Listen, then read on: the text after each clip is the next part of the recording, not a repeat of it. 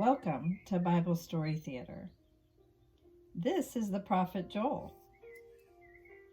Hi everyone. I'm a prophet and a poet. Remember, a prophet is someone who listens to God and shares God's words with the people. And a poet is someone who writes poems. That's me. So God's people of Israel were not being good again. So God sent down locusts onto their fields and their crops. Do you think God was angry and trying to hurt them? Nah. God loved his people. But he needed to get their attention and point out their bad behavior. You know, kids, God gives us rules to live by the same way our parents give us rules.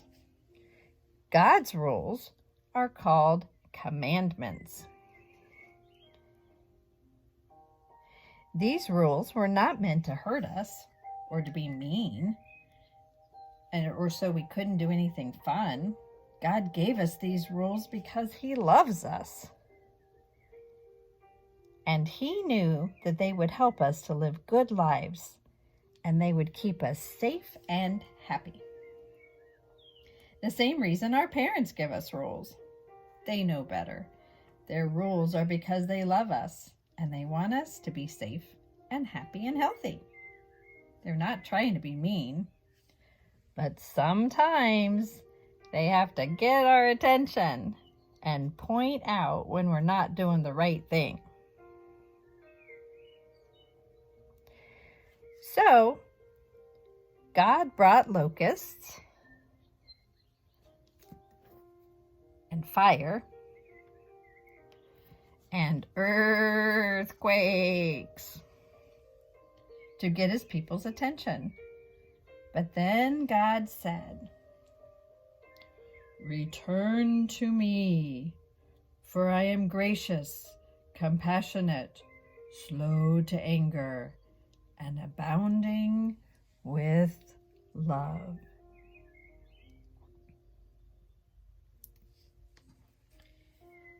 God wanted his people to repent, to be sorry for their behavior, and to mean it in their heart enough to change their ways so it would never happen again. Remember, he loves us, and he wants us to follow him and be happy and good. You ready for the poet part?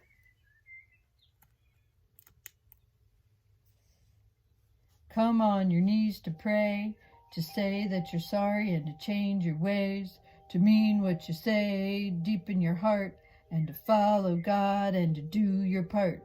He understands, listens, and protects. He loves you and he wants you back. How's that for poetry?